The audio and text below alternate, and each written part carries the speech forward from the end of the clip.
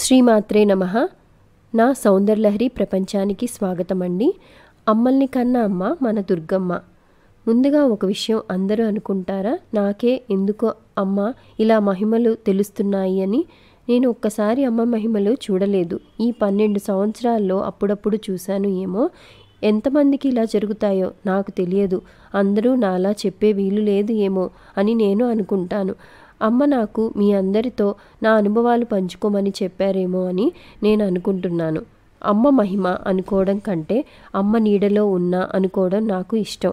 నవరాత్రులు అంటే 12 సంవత్సరాల నుంచి నాకు ఎంత ఇష్టం అంటే, నవరాత్రుల కోసం సంవత్సరం మొదలైనప్పటి నుంచి ఎదురు చూస్తూ ఉంటాను. నవరాత్రులు చక్కగా నిష్టగా మనస్ఫూర్తిగా చేసేవారికి అమ్మ ఆ 9 రోజుల్లో ఎలా అయినా మహిమ చూసి తీరుతారు. అలా అని మహిమ కనపడిని వాళ్ళు సరిగ్గా చేయడం లేదు అని నా ఉద్దేశం కాదు. అమ్మ మహిమ మన సమస్యలు దాటే విషయం అయినా అవ్వవచ్చు, ఇంకా ఏ కోరిక అయినా కూడా అవ్వవచ్చు. ఏదైనా అమ్మ మహిమే కదా. ఒక సంవత్సరం నవరాత్రి చేస్తున్న రోజుల్లో ఆ 9 రోజులు నిష్టగా ఉంటూ భూశయనం చేయటం నాకు అలవాటు.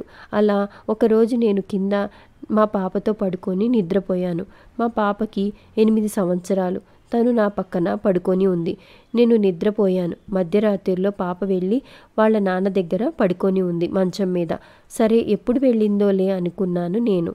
ఉదయం నుంచి లేచి అడిగాను, ఏంటమ్మా పైన వెళ్ళి పడుకున్నావు నన్ను వదిలేసి అని.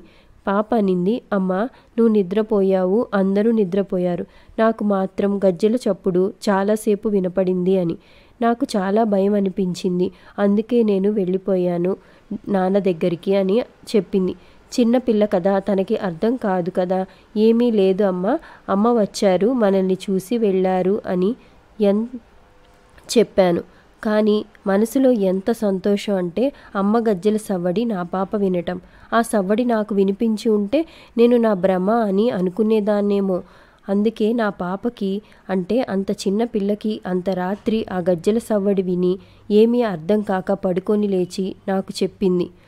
అదే రోజు మా బాబు, వాడికి అప్పుడు 5 సంవత్సరాలు, అమ్మ నా కలలో సింహాలు వచ్చాయమ్మా, మన ఇంట్లో ఉన్నాయమ్మా అని అన్నాడు.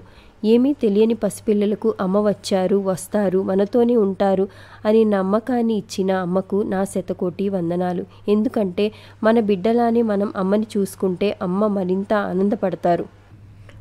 అమ్మని నమ్మి పూజ చేయండి, అమ్మ తప్పకుండా ఇంటికి వచ్చేస్తారు. అమ్మని నమ్మితే అనంత లోకాలకి వెళ్ళిన ఆవిడ దయ మాత్రం భక్తుల మీదనే.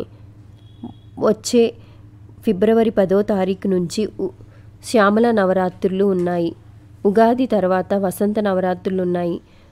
శ్రద్ధగా అమ్మవారి నవరాత్రులకు తేలికపాటి మార్గంలో నవరాత్రి పూజ చేసుకోండి. ప్రతిరోజు లలిత సహస్రనామ పారాయణం చేయండి. అమ్మ మీతోనే ఉంటారు. శ్రీమాత్రే నమః. అమ్మ దయ ఉంటే అన్నీ ఉన్నట్లే, అన్నీ ఉండి తీరుతాయి.